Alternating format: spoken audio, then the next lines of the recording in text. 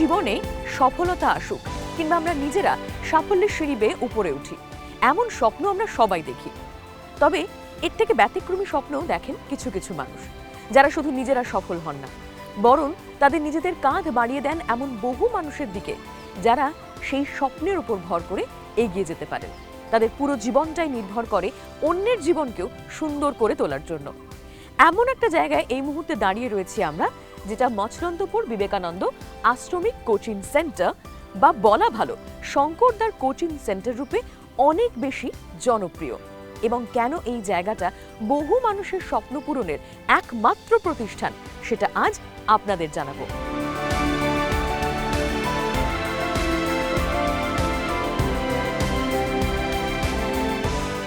সাফল্যের নিরিখে যদি দেখা যায়, ছাত্র হোক কিংবা ছাত্রী, শঙ্করদার কোচিং সেন্টারে কিন্তু পিছিয়ে নেই কেউই।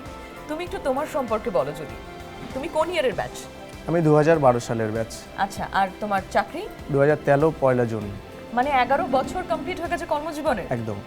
মানে এখনো তুমি এই ইনস্টিটিউটের সঙ্গে ভালো রকম ভাবে যুক্ত? তোমার একদম। গুরুকে কোনোদিন ভোলা যায় না। একদম। আর গুরুর প্রতিষ্ঠানকে সবসময় সম্মান দেওয়া উচিত। এখান থেকে দাদাকে আমি সব ছেলেদেরই বলতে চাই যে পরিশ্রম করো, দাদা পথ দেখাবে। এখানে পড়াশোনা করো, দাদা সব কিছু পথ দেখিয়ে দেবে, কিন্তু পরিশ্রমটা তোমাদের নিজস্ব ব্যক্তিগতভাবে করতে হবে। আর সবাই এক মন নিয়ে, এখানে যে বাইরের অনেক ছেলে আছে, প্রচুর ছেলে আছে বাইরে, এখানে এই এলাকা বা অনেক ডিস্ট্রিক্টে দাদার প্রচুর প্রভাব। দাদার নাম আমি যেখানে যাই না কেন, আমাদের Kolkata police, Bengal police with সেন্ট্রালের প্রচুর ফোর্স আছে আমার সাথে, অনেক কথোপকথন হয়েছে। দাদার নাম কিন্তু প্রচুর জায়গায় ছড়িয়ে গেছে। আর এটা আমি দাদার স্টুডেন্ট হিসাবে, এটা কোনো প্রচারের জন্য না, এটা একদম ব্যক্তিগতভাবে বলছি, আমার গর্ব। আর আমি যেখানে বলি যে আমি শঙ্করদা বা কোচিং সেন্টার বা বিবেকানন্দ আশ্রমিক কোচিং সেন্টারের পাশে আমি থাকি, আমার বিশাল প্রাউড মনে হয় নিজেকে। কারণ আমি দাদার পরিচিতিতেই আমি এখনও আমরা ডিপার্টমেন্টে প্রচুর বড় অফিসার আছে, যারা এসআই লেভেলে বা আরও উপরের যারা আছে, সব কিছু সবাই ডিএসপি লেভেল পর্যন্ত আছে দাদার সব স্টুডেন্ট। সেই হিসেবে আমি বাড়ির এলাকার মধ্যে আছি, আমার বিশাল খুব নিজেকে খুব গর্বিত মনে হয়। আগামী দিনে যারা আসবে এই ইনস্টিটিউশনের সঙ্গে যুক্ত হবে স্টুডেন্ট হিসেবে, বা যারা স্বপ্ন দেখছে তোমার মতন হয়তো প্রতিষ্ঠিত হতে চায়, সরকারি চাকরির পথে নিজেকে এগিয়ে নিয়ে যেতে চায় এবং একটা সুরক্ষিত ভবিষ্যৎ চায়, তাদের জন্য তুমি কি বার্তা দেবে? একদম। এখন তো আমাদের রাজ্য সরকারের প্রচুর রিক্রুট হবে, সামনে সেন্ট্রালেরও প্রচুর রিক্রুট হবে। তা দাদার যা কোচিং আছে, এখান থেকে যদি ঠিকঠাকভাবে তারা যদি মানে আর কি ক্লাস করে, প্রতিনিয়ত ক্লাস করবে, নিজেকে যদি একটা রুটিন ওয়াইজ যদি তার জীবনটা যদি ঠিকঠাকভাবে রুটিন ওয়াইজ চলতে পারে, ডিসিপ্লিন হচ্ছে মানুষের সবথেকে বড় মানে আর কি কর্মজীবনের আর সাফল্যের একটা কিন্তু অংশ। তা দাদা হচ্ছে আমাদের হচ্ছে পথ দেখিয়ে দেবে, ডিসিপ্লিনে চলতে হবে তোমাদের। কোচিং সেন্টারে জ্ঞান, অনেক জ্ঞান অর্জন করা যায় এখান থেকে। আসুন এবার পরিচয় করি সেই মানুষটির সঙ্গে, এই বিরাট কর্মকাণ্ডের পেছনে যিনি হচ্ছেন মূল কাণ্ডারি। পরিচয় করি শ্রী অমিয়দের সঙ্গে। নমস্কার স্যার। নমস্কার। আমি অমিয় দে বললেন, বিশেষ করে অমিয় দে আমার নাম, কিন্তু কি অমিয় দে বললে আমাকে চেনে না, ম্যাক্সিমাম চেনে না, শঙ্কর দে বলে সবাই চেনে। আচ্ছা, আসুন তাহলে আপনার হাত ধরে আপনার এই মহৎ কর্মকাণ্ডটা একটু ঘুরে দেখা যাবে। অবশ্যই অবশ্যই। আসুন।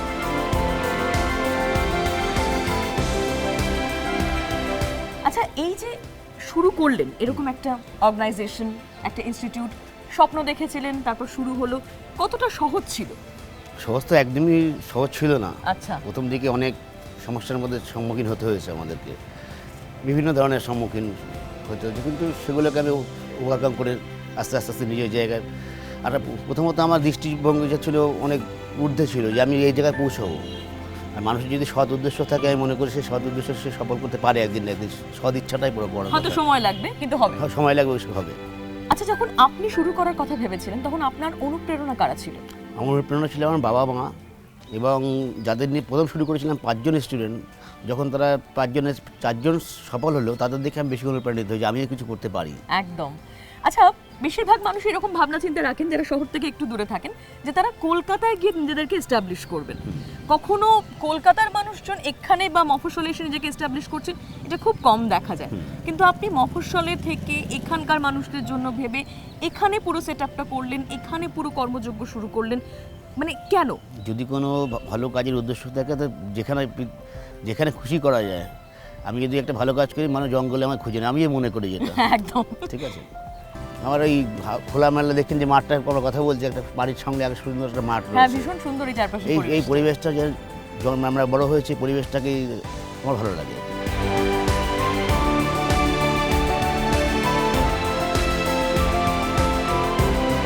স্যার, মফস্বলের মানুষজনদের সঙ্গে যখন কাজ করতে গিয়েছেন, একটা জিনিস আপনি সব থেকে বেশি নিশ্চয়ই ফেস করেছেন যে এখানে একটা ফিনান্সিয়াল ব্যাকআপ মানুষের মধ্যে আছে, স্বাদ আছে, সাধ্য নেই, একটা ফারাক থেকেই যায়।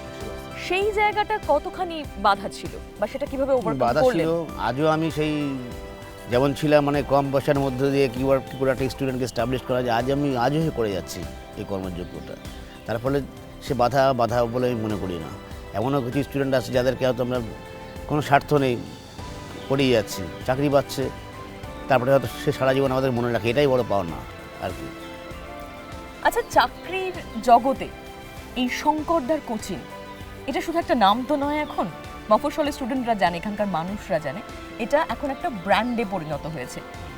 একটা ইনস্টিটিউট থেকে একটা ব্র্যান্ড হয়ে ওঠা, সেই জার্নিটাকে এখন এত বছর পর কিভাবে দেখেন? এখনও পর্যন্ত আমি মানে সেই জার্নি রয়েছে আমার কাছে। আমার লক্ষ্য, যেমন আমার এখন বর্তমানে আমার স্টুডেন্ট সংখ্যা 7000, আমার হেডে এখানেই পড়ে, আমার এই মস্তন্দপুরেই পড়ে। আমার আবাসিক হোস্টেল 4টে রয়েছে, এটাকে পারলে আরও হোস্টেল করব, কারণ প্রচুর ছেলেমেয়েরা আছে যারা এখানে ভাড়া থেকে পড়াশোনা করে, নিজে রান্না করে খায়, এটসেট্রা এটসেট্রা। তো এটাই ইচ্ছা রয়েছে যে জার্নি তো শেষ হয় না, জার্নি চলতেই থাকে এবং স্বপ্ন যতদিন মানুষ দেখবে, যতদিন নিজেকে এস্টাবলিশ করার ভাবনা চিন্তা থাকবে, অবশ্যই। আপনার মতো মানুষের সহযোগিতা তাতে দরকার হয়ে পড়বে। আচ্ছা, একটা জিনিস বলুন, এই আবাসিক কোচিং সেন্টার যেহেতু এখানে ফেসিলিটিস কি কি রয়েছে এবং ফি স্ট্রাকচারের ব্যাপারটা যদি আমাদের একটু বুঝিয়ে দেন। ফিজ স্ট্রাকচারটা খুবই সামান্য, মানে এটা তো একটা কনফিডেন্সিয়াল লেভেল, ফিজ স্ট্রাকচারের বিষয়টা নিয়ে আমরা একটা সিস্টেমে ভর্তি নিই। সেটা হচ্ছে আমাদের টোটাল প্যাকেজ হচ্ছে 37,000, তার মধ্যে ইনক্লুডিং জিএসটি, তার মধ্যে আমরা 7,000 টাকা নিই অ্যাডমিশনের সময়। বাকি যে টাকাটা সে যদি সাকসেস পায় তবে আমরা নেবো, নাহলে আমরা নেবো না। তার মধ্যে দেখা notes, study materials, mock test, everything আমরা তাকে সাহায্য করব। কিন্তু এটাই আমাদের মানে অন্যদের থেকে মানে আলাদা এটাই যে অন্যরা হয়তো 40,000 না 50,000 টাকা অ্যাট এ টাইম নিয়ে নিল, সেই ক্যান্ডিডেটে চাকরি পেলো বা না পেলো, হয়তো 100 জন পড়ছে 5 জন চাকরি পেলো। কিন্তু আমাদের কিন্তু লায়াবিলিটিটা বেশি থেকে যায়। কারণ কি, আমি তাকে 7,000 টাকা ভর্তি ফি নিচ্ছি, 7,000 টাকা কিন্তু আপনি দেখুন আজকের দিনে কিছু না, নোটস পত্র একটা জেরক্স করতে গেলে 1.5 থেকে 2 টাকা লাগে, আমরা সবাই জানি। তাহলে আমাদের কিন্তু টোটাল টাকাটাই বেরিয়ে যাচ্ছে। হ্যাঁ, নাম্বার অফ হিউজ স্টুডেন্ট পড়ে বলে আমাদের এটা বসিয়ে যায়। সেই যদি চাকরি পায় তবে কিন্তু আমরা তার কাছ থেকে 30,000 ডিমান্ড করতে পারি, নাহলে কিন্তু আমি তার কাছ থেকে টাকা নেবো না। এমনও ছেলে আছে 2 বছর 3 বছরে পড়াশোনা করছে আমাদের কাছে। হ্যাঁ, সবার তো একবারে হয় না। আচ্ছা, কোভিড পরবর্তী সময় এডুকেশন সিস্টেমে একটা বড় মাপের পরিবর্তন এসছে, মানে সেখানে একটা ডিজিটালাইজেশন হয়ে গেছে, অনলাইন ক্লাসেস, অনলাইন নোটস, অনলাইনের মাধ্যমে পড়াশোনা। এই ক্ষেত্রে আপনার উপর কতটা প্রভাব পড়েছে বা আপনার ইনস্টিটিউটের উপর? মানে আমার ইনস্টিটিউটের কোনো প্রভাব পড়েনি, আমার স্টুডেন্ট সংখ্যা যা ছিল দিন দিন বাড়ছে। কারণ দেখুন অনলাইন জিনিসটা, হ্যাঁ আমিও অনলাইনে এখন ক্লাস নিচ্ছি, কী করবো, সবাই নিচ্ছে, আমিও নিচ্ছি অনলাইনে ক্লাস। তা অনলাইনে বিষয়টা হচ্ছে একটা স্টুডেন্ট, আপনিও এক সময় স্টুডেন্ট ছিলেন বা আমিও ছিলাম, সে টিচারের পাশে বসে পড়া আর অনলাইনে পড়া কিন্তু সোফার ডিফারেন্স বলে আমি মনে করি। আমি একটা জিনিস পারলাম না, সে কিন্তু টিচার আমার পাশে বসে আমাকে 5 বার বুঝিয়ে দেবে, কিন্তু অনলাইন কিন্তু সেই ফ্যাসিলিটি নেই। হ্যাঁ, অনলাইন আমি মনে করি একটা ফ্যাসিনেশন। অনলাইনে হয়তো আমার যেটা ব্যক্তিগত ধারণা, যে দূরের স্টুডেন্ট যাদের হয়তো ফিজিক্যাল ডিস্টেন্সটা কোনোভাবেই কভার করে ওঠা হচ্ছে না বা কোনো শারীরিক সমস্যার জন্য সে হয়তো কিছুদিন ক্লাস একেবারে মিস করতো, সেক্ষেত্রে কিছুটা টেম্পোরারি একটা ব্যাকআপ দিতে পারে। কিছুটা ব্যাকআপ দিতে পারে, কিন্তু ফুললি ব্যাকআপ দিতে পারে না অনলাইন ক্লাস। তাহলে সিনেমা হলে আপনি 10টা সিনেমা দেখবেন, আপনি 1 বছর পরে 10টা সিনেমার কী ছিল আপনি ভুলে যাবেন। কিন্তু অফলাইনে ক্লাস মানে স্টুডেন্ট, আমি বলছিলাম স্টুডেন্ট, ছাত্র বা ছাত্রী ফেস টু ফেস ক্লাস করা আর আমার অনলাইনের মধ্যে অনেক ডিফারেন্স। আমার যেটা ধারণা, এবং কার কী ধারণায় বলতে পারবো না, ইভেন আমরা অফলাইনে বেশি গুরুত্ব দিই, অনলাইনে আমরা তো পড়াই আমরা, কিন্তু অত গুরুত্ব আমরা দিই না যে আমাকে অনলাইনেই পড়াবো, অফলাইনে আমরা অফলাইনটা আমি বেশি, তার ফলে আপনারা দেখলাম আমাদের কত স্টুডেন্ট পড়াশোনা করছে এখানে। কোভিড পরবর্তীকালে আমাদের বিজনেসে বা আমাদের কোচিং সেন্টারে কোনো রকম এফেক্ট পড়েনি, কারণ আমাদের দূর দূরান্ত থেকে স্টুডেন্ট আসে। আপনি শিলিগুড়ির স্টুডেন্ট বলুন, বালুরঘাট বলুন, বাঁকুড়া, পুরুলিয়া, মেদিনীপুর, আমাদের সব হোস্টেলে থাকে। হোস্টেলের পাশাপাশি প্রায় 100 থেকে 200টা ঘর ভাড়া নেওয়া আছে। আমি পয়সা দিই না, স্টুডেন্টের তারা পয়সা দেয়, কিন্তু একটা ইয়াং ছেলে বা ইয়াং মেয়েকে তো কোনো কেউ একা রাখতে চাইবে না। হ্যাঁ, সোর্সটা আমাদের থাকে যে এই ইনস্টিটিউশনে পড়াশোনা করব, সেইভাবে আমরা তাকে ওখানে আমরাই ঘরটা তাকে দেখে দিই। আপনার ইনস্টিটিউট সম্পর্কে এত ভালো ভালো কথা শুনে মানে দু চোখ ভরে তো দেখলাম, অনেকটা দেখেছি, আর একটু দেখার ইচ্ছে রয়েছে। আপনি কি নিয়ে যাবেন আমাকে? অবশ্যই, চলুন। চলুন।